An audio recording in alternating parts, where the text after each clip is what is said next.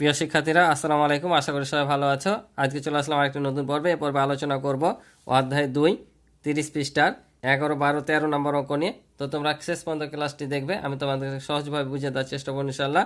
এখানে যে 3টি অঙ্ক আছে, তো 3টি অঙ্ক ইম্পর্টেন্ট, কিন্তু তার চাইতে বেশি মোস্ট ইম্পর্টেন্ট হচ্ছে যে মা ও পুতের অঙ্কটা। এই মাতা পিতা বা মা কন্যা এই বয়সগুলো অনেক ইম্পর্টেন্ট অঙ্ক। তো এই অঙ্কটা অনেক ইম্পর্টেন্ট, এগুলো পরীক্ষায় আসে। তো তোমরা শেষ পর্যন্ত ক্লাসটি দেখবা, আমি তোমাদেরকে 3টি অঙ্কই সহজ করে বুঝিয়ে দেবো।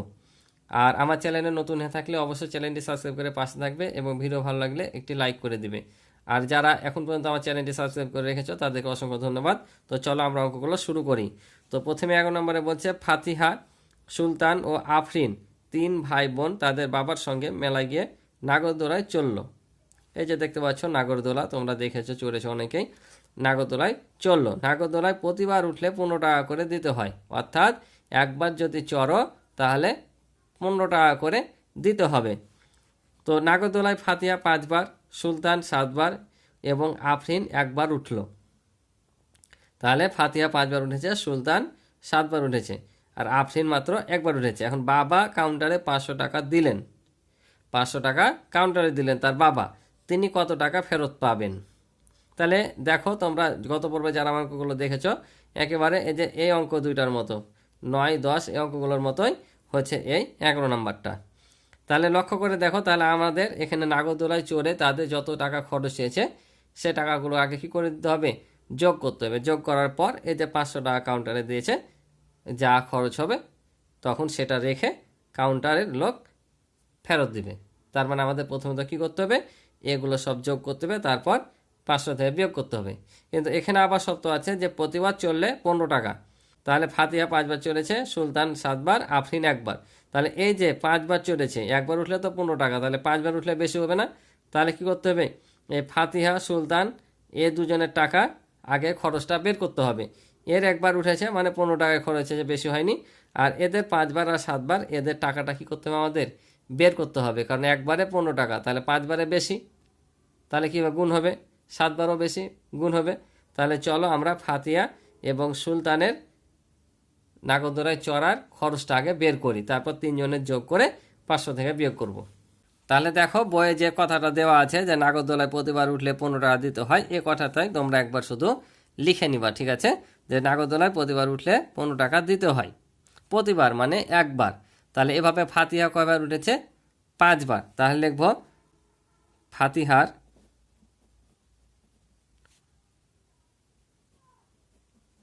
নাগরদোলায় উঠা। তাহলে ফাতিহার নাগরদোলায় উঠা বা চড়া বাবদ যা খুশি লিখতে পারো। আমি উঠা বাবদ লিখলাম, উঠা বাবদ খরচ, উঠা বাবদ খরচ কত টাকা? তাহলে 1 বার চললে 15 টাকা। তাহলে কয়বার চলে শেষে? 5 বার। তাহলে 5 দিয়ে এটাকে কী করবো? গুণ করব। তাহলে 5 15 হয় 75 টাকা। বুঝছো? এবার কে চলেছে? সুলতান। তাহলে আবার সেমভাবে লিখব, সুলতানের নাগরদোলায় উঠা বাবদ খরচ। তাহলে 1 বারে 15, সে উঠেছে 7 বার, ঠিক আছে? তাহলে 7 15 হয় 105, 6 15 90, 7 15 105, তাহলে এত টাকা। আর কে চলেছে? আফরিন। তাহলে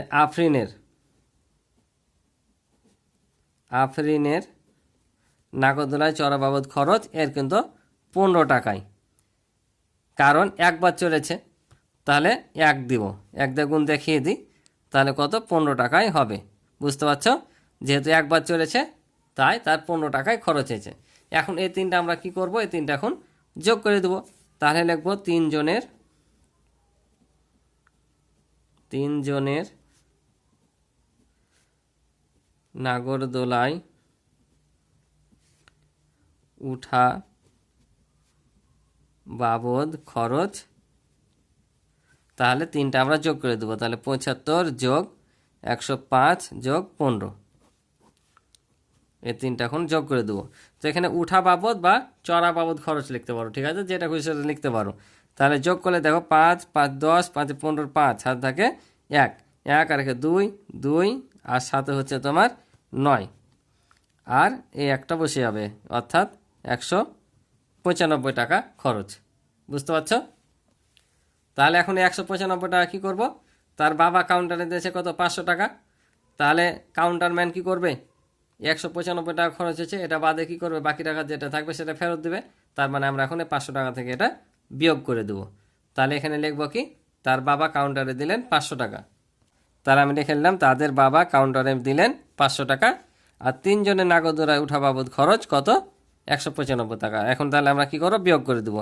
তাহলে 0 থেকে 5 বাদ দিলে 1, 10 ধার নিলাম, 10 থেকে 5 বাদ দিলে 5, এখানে 1 পরিশোধ দিলাম 10, আবার 1 ধার নিলাম, 10 থেকে 10 বাদ দিলে 0, এখানে 1 দিলাম 2, 5 থেকে 2 বাদ দিলে 3। তাহলে কাউন্টারম্যান কয় টাকা ফেরত দিবে? 305 টাকা। তাহলে লিখব যতএব তিনি ফেরত পাবেন 305 টাকা। এটা হচ্ছে উত্তর। আশা করি বুঝেছো। তো চলো পরেরটা করি। তো দেখো, মোস্ট ইম্পর্টেন্ট অঙ্ক, পিতা পুত্রের অঙ্ক বা মাতা পুত্রের অঙ্ক। তো এখানে দেখো, মা এবং পুত্রের বয়সের সমষ্টি 45 বছর। মা ও পুত্রের বয়সের সমষ্টি, সমষ্টি মানে কি? যোগ, এক জায়গাতে 45 বছর। মায়ের বয়স পুত্রের বয়সের 4 গুণ। মায়ের বয়স পুত্রের বয়সের 4 গুণ। তাদের প্রত্যেকের বয়স কত? তাদের প্রত্যেকের বয়স এখানে আমাদের নির্ণয় করতে হবে। তো এখানে একটা জিনিস দেখো, মায়ের বয়স পুত্রের বয়সের 4 গুণ বলেছে, অর্থাৎ পুত্রের বয়স যা হবে সেটাকে 4 দিয়ে গুণ করলে আমরা কি পাবো? মায়ের বয়স পেয়ে যাব। পুত্রের বয়স যদি 10 হয় তো মায়ের বয়স কত হবে? 40, 4 10 40। পুত্রের বয়স যদি 8 হয়, মায়ের বয়স কত হবে? 4 8 32। ঠিক আছে? অর্থাৎ পুত্রের বয়স যা হবে, মায়ের বয়স পুত্রের বয়সকে 4 দিয়ে গুণ করলে পেয়ে যাব। কিন্তু আমাদের এখানে পুত্রের বয়সই দেওয়া নাই। ঠিক আছে না? শুধু দুজনের বয়সের সমষ্টি দেওয়া আছে, কিন্তু পুত্রের বয়স দেওয়া নাই। তাহলে একটু জিনিস লক্ষ্য করো, এখানে পুত্রের বয়সের যদি 4 গুণ মায়ের বয়স হয়, তার মানে এখানে পিতা ও পুত্রের বয়সের সমষ্টি কত গুণ আছে বলো তো? মায়ের বয়স পুত্রের বয়সের 4 গুণ। তাহলে মায়ের বয়স পুত্রের বয়সের যদি 4 গুণ হয়, তাহলে পুত্রের বয়স পুত্রের বয়সের নিজের কয় গুণ হবে বলতে পারো? 1 গুণ। কারণ একটা জিনিস মনে রাখবা, প্রত্যেকে তার নিজের বয়সের নিজের কত গুণ হয়? 1 গুণ হয়। তুমি তোমার বয়সের কত গুণ হবা? 1 গুণ হবা। কারণ তোমার বয়স যদি 11 হয়, তাহলে তোমার বয়সে কত দিয়ে গুণ করলে তোমার বয়স 11 হবে? 1 দিয়ে না? কারণ আমরা জানি 1-এর সাথে যে সংখ্যা গুণ করি গুণফল ওই সংখ্যাটাই হয়। আমরা যদি 1-এর সাথে 20 গুণ করি 20ই হবে, 30 গুণ করলে 30 হবে, যাই গুণ করি না কেন ওই সংখ্যাটাই হবে। তাহলে তোমার বয়সকে কত দিয়ে গুণ করলে তোমার বয়সই পাওয়া যাবে? তাহলে তোমার বয়স যদি 11 হয়, তাহলে তোমার বয়স 11কে 1 দিয়ে গুণ করলে তোমার বয়স পাওয়া যাবে। অর্থাৎ তুমি তোমার নিজের বয়সের কত গুণ? 1 গুণ। আমি আমার নিজের বয়সের 1 গুণ। পৃথিবীর সমস্ত মানুষ তার নিজের বয়সের কত গুণ হবে? 1 গুণ হবে। তাহলে এখানেও সেম, পুত্রের বয়সের কত গুণ হবে? 1 গুণ। তাহলে পুত্রের বয়সের যদি 1 গুণ হয়, আর এখানে মায়ের বয়স যদি পুত্রের বয়সের 4 গুণ হয়, তাহলে পুত্রের 1 গুণ আর মায়ের 4 গুণ মিলে কত গুণ হলো? 5 গুণ। তার মানে এই যে 45 বছর দেওয়া আছে এখানে কত গুণের মান দেওয়া আছে? 5 গুণের। কারণ পুত্রের 1 গুণ আর মায়ের 4 গুণ, 5 গুণ। তার মানে 5 গুণ সমান কত? 45 বছর। তাহলে 5 গুণ সমান যদি 45 বছর হয়, তাহলে 1 গুণ সমান কত হবে? তাহলে 5 দিয়ে আমরা 45কে ভাগ করলে 1 গুণের মান পেয়ে যাব। 5 নাম 45, 9। তাহলে এই 1 গুণটা কার বয়স? পুত্রের বয়স। তার মানে পুত্রের বয়স কত? 1 গুণ সমান 9 বছর, অর্থাৎ পুত্রের বয়স 9 বছর। তাহলে পুত্রের বয়স যদি 9 হয়, এখন পুত্রের বয়সের সাথে এই যে মায়ের 4 গুণ গুণ করলে আমরা কি পেয়ে যাব? মায়ের বয়স পেয়ে যাব। তাহলে কত? 4 নাম 36, তাহলে মায়ের বয়স কত? 36 বছর।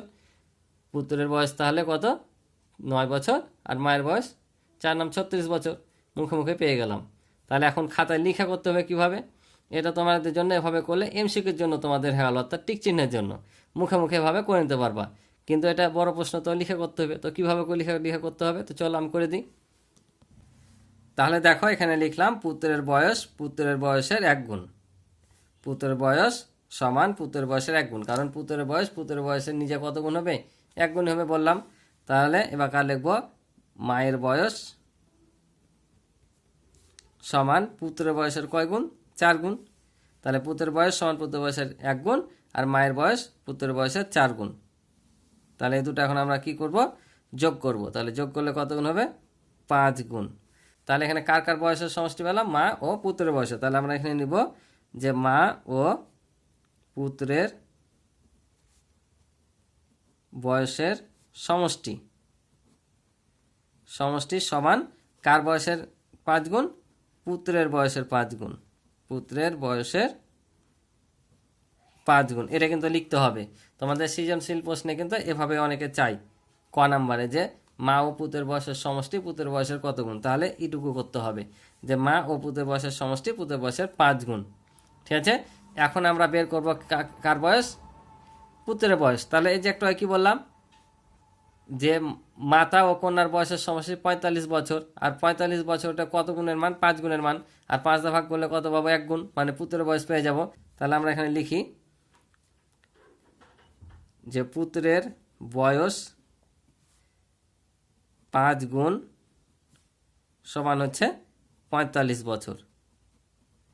কেন এটা লিখলাম, এটা না লিখলেও তোমরা পারতা, সরাসরি পুত্রের বয়স লিখে 45 দিয়ে এটাকে ভাগ করলো কিন্তু তোমাদের হয়ে যাবে, ভুল হবে না, ফুল মার্ক পাওয়া। ঠিক আছে, এ কথাটা যদি না লিখো, সরাসরি যদি লিখে দাও যে এখানে পুত্রের বয়স 45 ভাগ 5, তাও কিন্তু হবে। কিন্তু আমি এটা একটু লিখলাম তোমাদের বোঝার জন্য যে পুত্রের বয়স 5 গুণ সমান 45 বছর। তাহলে পুত্রের বয়স 1 গুণ সমান কত হবে, কম না বেশি, কম না? তাহলে কম হলে কী করতে হয়, ভাগ। তাহলে এটাকে আমরা 5 দিয়ে ভাগ করব। তাহলে 5 দিয়ে ভাগ করলে পুত্রের বয়স পেয়ে যাবো। এটা বোঝার জন্য আমি করলাম। তোমরা যদি ডাইরেক্ট এখানে লিখে দাও যে অতএব পুত্রের বয়স সমান 45 ভাগ 5, তাও কিন্তু তোমাদের ভুল হবে না। ঠিক আছে, নাম্বার তোমাকে ফুল দিবে, ভুল তো না, মার্কের কথা বলছি, যে ফুল মার্ক দিবে। ঠিক আছে, তাহলে এভাবেও তোমরা করতে পারো, এই লাইন না করেও তোমরা এভাবে করতে পারো, তারপরও ফুল মার্ক পাবা। শুধু বোঝার জন্য করলাম যে পুত্রের বয়স 5 গুণ সমান এত বছর, 1 গুণ সমান কম হবে ভাগ। তাহলে আমরা 5 নাম 45 বছর। তাহলে এটা কার বয়স পেয়ে গেলাম, পুত্রের বয়স পেয়ে গেলাম। এবার কি করব, মায়ের বয়স বের করব। তাহলে মায়ের বয়স কত, পুত্রের বয়সের 4 গুণ। তাহলে এটাকে 4 দিয়ে গুণ করলে মায়ের বয়স বের হয়ে যাবে। তাহলে অতএব মায়ের বয়স, তাহলে 9 গুণিত 4, যেহেতু 4 গুণ বলেছে, সমান সমান 4 নাম 36 বছর। তাহলে পুত্রের বয়স 9 বছর আর মায়ের বয়স 36 বছর। এই দুটো আবার যোগ করো, যোগ করলে 45ই হবে, অর্থাৎ মা ও পুত্রের বয়সের সমষ্টি 45 বছরই হবে। তাহলে এটাই হচ্ছে উত্তর। তোমরা শুধু এখানে উত্তরটা লিখে নিবা যে মায়ের বয়স 36 বছর, পুত্রের বয়স 9 বছর। এই যে উত্তর লিখে নিবা যে উত্তর মায়ের বয়স 36 বছর এবং পুত্রের বয়স 9 বছর। ঠিক আছে, আশা করি তোমরা বুঝেছো। তো চলো পরেরটা করি। তো দেখো এবার 13 নম্বর অঙ্কটা, এই অঙ্কটাও কিন্তু মোটামুটি ইম্পর্টেন্ট অঙ্ক। ঠিক আছে, তো একজন শ্রমিক 5 দিনে এত টাকা আয় করেন, 3 সপ্তাহে তিনি কত টাকা আয় করেন? তাহলে একটু লক্ষ্য করে দেখো, একজন শ্রমিক 5 দিন এত টাকা আয় করেন, তাহলে 3 সপ্তাহে তিনি কত টাকা আয় করবেন। তো এটা আমাদের উত্তর কি চেয়েছে, 3 সপ্তাহে তিনি কত টাকা আয় করেন, টাকা চেয়েছে। ঠিক আছে, তাহলে টাকা থাকবে ডান দিকে আর দিন থাকবে বাম দিকে। তাহলে আমাদের এটা কি করতে হবে, তাহলে যে ঐকিক নিয়ম, তাহলে 5 দিনে এত টাকা আয় করছে, তাহলে আমাদেরকে 1 দিনের আগে আয় বের করে আমাদেরকে 3 সপ্তাহের আয় বের করতে হবে, অর্থাৎ 5 দিয়ে এটাকে ভাগ করতে হবে, তারপর 3 সপ্তাহ, অর্থাৎ 3 সপ্তাহে যত দিন হয় তত দিনের আয় বের করতে হবে। তার মানে প্রথমে এটা দিয়ে এটা ভাগ, তারপর এটা দিয়ে গুণ করতে হবে, 3 সপ্তাহে যত দিন হবে তত দিয়ে গুণ করতে হবে। তো আমাদের 1 সপ্তাহ সমান কত দিন আমরা জানি, 7 দিন। তাহলে 3 সপ্তাহ সমান আগে বের করে নিতে হবে যে 21 দিন। তো চলো পর্যায়ক্রমে তোমাদের করে দিই। তাহলে লিখে নিলাম যে আমরা জানি 1 সপ্তাহ সমান 7 দিন, অতএব 3 সপ্তাহ সমান, তাহলে 7 গুণিত 3 সমান সমান 21 দিন। কেন আমরা দিন বের করলাম, কারণ আমাদের ওখানে দিনে দেওয়া আছে যে 5 দিন আয় করে এত টাকা, অর্থাৎ দিনের সাথে দিন মেলার জন্য আমরা এটাকে সপ্তাহটাকে দিনে প্রকাশ করে নিলাম। ঠিক আছে, তাহলে এখন লিখব যে 5 দিনে আয় করেন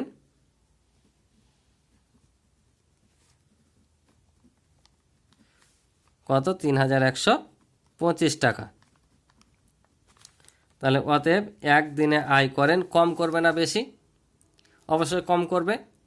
তোমরা এখানে এভাবে বিবেচনা করবা যে কম হচ্ছে না বেশি, এক থাকলে যে শুধু ভাগ হবে তাও না, কিছু কিছু অঙ্ক আছে যেগুলো গুণও হবে, যেটা আমার পূর্বের ক্লাস যদি দেখে থাকো সময়ের অঙ্কে করেছিলাম, যে সময় এবং জনের অঙ্কে তখন কিন্তু আবার এক ছিল, গুণ হয়েছিল। ঠিক আছে, কারণ এটা বিবেচনা করতে এভাবে যে কমছে না বাড়ছে, কমলে ভাগ বাড়লে গুণ, তাতে এক থাকুক আর যাই থাকুক। তাহলে দেখো 5 দিনে যদি আয় করেন এত টাকা, একদিনে কি হচ্ছে, কম করছে, তাহলে ভাগ হবে। তাহলে এটা আমরা ভাগ করব। তো ভাগ করব কিভাবে, আমরা কাটাকাটির মাধ্যমে শিখবো অঙ্ক, কারণ কাটাকাটি যত পারবা অঙ্ক তত করতে পারবা। তাহলে আমাদের বারে বারে ভাগ করা লাগবে না। তাহলে এত টাকা, এটাও কিন্তু একটা ভাগ। ঠিক আছে, উপরে দেওয়া মানে ভাগ। সবসময় এদিকের সংখ্যাটা ভাগ করলে উপরে থাকবে আর এদিকটা নিচে থাকবে। গুণ করলেও এটা প্রথমে রাখতে হয়, পরে এটা রাখতে হয়। তবে গুণের ক্ষেত্রে আগে পরে ধরা বাঁধা নাই, কিন্তু এটা ভাগের ক্ষেত্রে যদি ভগ্নাংশভাবে করো উপরে দিতে হবে আর এটা নিচে, আর ভাগ বসিয়ে যদি করো তাহলে এটা আগে তারপর ভাগ 5। তাহলে অতএব কত দিনে, 21 দিনে, কারণ 3 সপ্তাহে বলেছিল, 3 সপ্তাহ সমান 21 দিন। তাহলে এবার কি হবে, এবার গুণ হবে, কারণ একদিনে যদি এত হয় 21 দিনে কি বেশি, বেশি হলে কি গুণ হবে। তাহলে এক যখন ছিল তখন এটা নিচে এসেছিলো, এবার কোথায় যাবে, এটা উপরে যাবে 21। এখন আমরা কাটাকাটি করব। তো আমরা জানি যে কোনো সংখ্যার শেষে যদি 5 থাকে ওই সংখ্যাটা 5 দ্বারা বিভাজ্য। তাহলে 5 তো 5 দ্বারা বিভাজ্য, এটাও কিন্তু 5 দ্বারা বিভাজ্য। তাহলে আমরা এটাকে 5 দিয়ে ভাগ করে যা পাবো এখানে বসিয়ে দেবো। ঠিক আছে, তাহলে আমরা যদি এটাকে 5 দিয়ে ভাগ করি 3125কে, কত পাবো দেখো, 5 6 30, এক নামবে আর এ দুইটা নামবে। তাহলে 5 দুগুণা কত হবে 10, এ 2 নামবে, এ 5 নামবে, 5 পাচ্ছে 25। তার মানে আমরা কত পাচ্ছি 625। তাহলে এটা 5 একে 5 আর এটাকে 5 দিয়ে যদি ভাগ করি তাহলে 625 পাইলাম। এখন দেখো নিচে আর কিছু নাই, তাহলে আমরা উপরে উপরে এটা গুণ করে দেবো। তাহলে এখন 625কে যদি আমরা 21 দিয়ে গুণ করি তাহলে কত পাবো, 5 2 6, আবার 5 দুগুণা 10, হাত থেকে 1, 2 দুগুণা 4 আর হাত থেকে 5, আর 6 দুগুণা হয় 12। তাহলে 5 2 6 আর 5 11, 1 হাত থেকে 1, 2 3 1, অর্থাৎ 13,125, 13,125 টাকা। তাহলে 5 দিনে যদি আয় এত টাকা করে তাহলে সে 21 দিনে এত টাকা আয় করবে, অর্থাৎ 3 সপ্তাহে এত টাকা আয় করবেন। তাহলে আমরা লিখে দেবো এখানে শুধু যে তিনি 3 সপ্তাহ আয় করেন এত টাকা। তাহলে লিখে দিলাম যে 3 সপ্তাহে তিনি আয় করেন 13,125 টাকা। এটাই হবে উত্তর। আশা করি বুঝেছ। তো আজকে এ পর্যন্ত ছিল এই পর্বের অঙ্ক। ক্লাসটি ভালো লাগলে অবশ্যই চ্যানেলটি সাবস্ক্রাইব করে আমার পাশে থাকবে এবং ভিডিও ভালো লাগলে ভিডিওতে একটি লাইক করে দিবে। আর ইতিপূর্বে যারা চ্যানেলটি সাবস্ক্রাইব করে রয়েছে তাদেরকে অসংখ্য ধন্যবাদ। আমার এই অধ্যায়ের সম্পূর্ণ ভিডিও তোমরা যদি দেখতে চাও তাহলে এই ভিডিও ডিসক্রিপশনে লিঙ্ক দেওয়া থাকবে, অথবা আমার চ্যানেলের প্লে লিস্টের মাধ্যমে তোমরা দেখে নিতে পারো। তো আজকে এই পর্যন্ত, ভালো থাকো, সুস্থ থাকো, আল্লাহ হাফেজ।